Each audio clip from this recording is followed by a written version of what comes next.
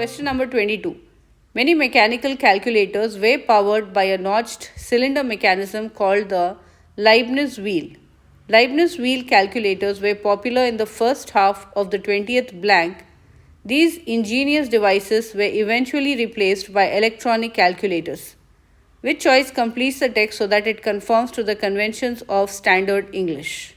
Is it A. century, B. century, comma, C. century, comma, but, or D. century that?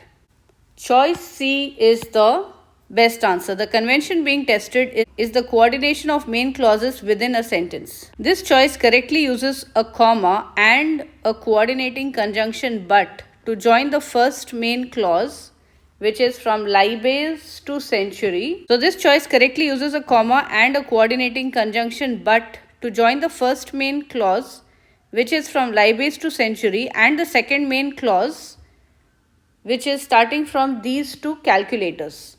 A is incorrect because it results in a run-on sentence. The two main clauses are fused without punctuation and or a conjunction. B is incorrect because it results in a comma splice. Without a conjunction following it, a comma can't be used this way to join two main clauses.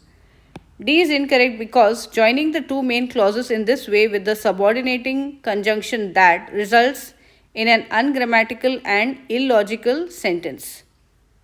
So that is a subordinating conjunction.